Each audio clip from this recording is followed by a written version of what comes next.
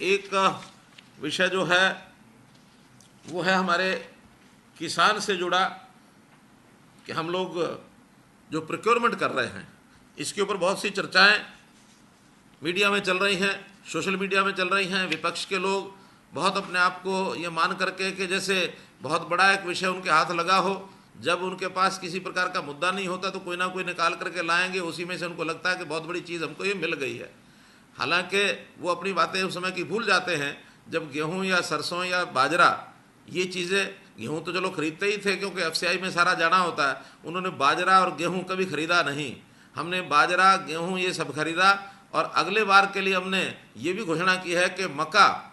दालें, ये भी सब जितनी पैदा होंगी इन सब को हम एक एक दाना प्रोक्योर करेंगे। एमएसपी से रेट अगर मार्केट रेट ऊपर है तो अपने आप मार्केट में बिकेगा, नीचे है तो सरकार उसका प्रबंध करेगी खरीदने का। और हम ये जो घाटा होता है भावांतर भरपाई योजना के अंतर्गत ये किसान को घाटा नहीं होने देंगे, सारा खरीदेंगे। जहाँ तक इस बार जिस बात को वो मुद्दा कहते हैं, बहुत बड़ा मुद्दा उनके हाथ लग गया, वो है किसान की पेमेंट देरी से क्यों हो रही है। ये मैं मानता हूँ कि जितनी घोषणाएं हमने पहले की थी किसान का जो पेमेंट है वो समय से होना चाहिए। समय से न होने के उसके जो कारण हैं, मुख्य कारण ये है कि इस बार आड़ती, सरकार, किसान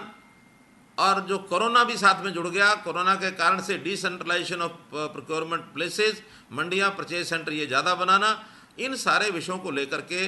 कुछ समय ज़्यादा इसलिए लगा कि हमने एक प्रोसेस जो बनाई है किसान के लिए पेमेंट देने की, कि जितना पैसा किसान का है मंडी में जाकर जितना उसको आड़ती को देना है, उसका माल बेचते हुए अपना एक कंसेंट दे दे कि ये मैंने किसान को आड़ती को पैसा देना है मंडी में अपनी फसल बेच करके, और आड़ती वो पैसा उतना रोक लेगा, बाकी पैसा वो किसान के खाते में सीधा डालेगा। इसमें हमारे आड़ती बंधुओं का थोड़ा सा विरोध भी था, लेकिन हमने उनसे बातचीत करके उनको मनाया। बैंकों से प्रोसेस, ट्रांसपेरेंट प्रोसेस कैसे बन सके, इसके लिए भी उनको मनाने में हमको थोड़ा समय लगा, देरी लगी, क्योंकि बैंकों का भी थोड़ा रेसिस्टेंस उसमें था। लेकिन अंत में ये सारी प्रोसेस अब तय हो गई है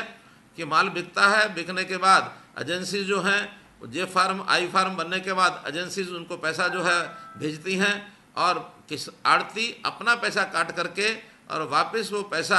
हमारा एक अकाउंट है, क्या जॉइंट अकाउंट, पूल अकाउंट में भेजता है, और पूल अकाउंट से वो पैसा किसान के खाते में जाता है। ये सारी प्रोसेस 7 दिन से 8 दिन के बीच में होना चाहिए, लेकिन प्रोसेस को बनाने में समय लगा। इसलिए बनाने में समय लगने के कारण से पहला जो पेमेंट का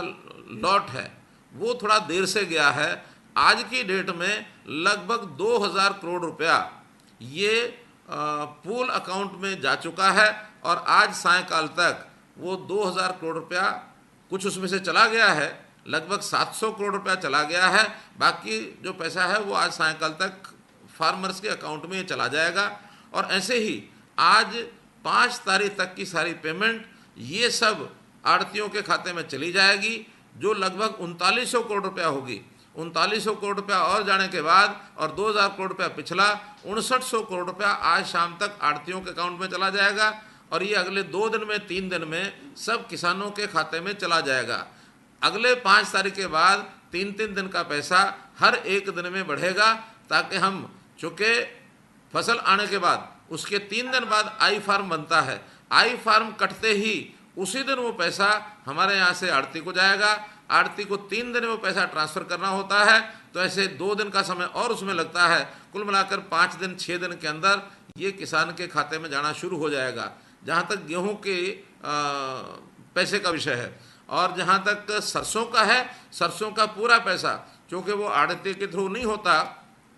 सीधा हैफेड किसान के अकाउंट में देती है, तो लगभग 1150-1200 करोड़ रुपया ये हैफेड के अकाउंट से किसानों के अकाउंट में जा चुका है। इसलिए ये सारा ट्रांसपेरेंट व्यवस्था करने के लिए,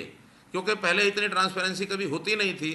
पैसा वो आड़ती के खाते में रह गया, या किसान को पहुंचा, या कहीं और किसी जगह वो पेंडिंग रह गया, इसका कोई हिसाब होता नहीं था। किसान को हमने अगर डबल आय करनी है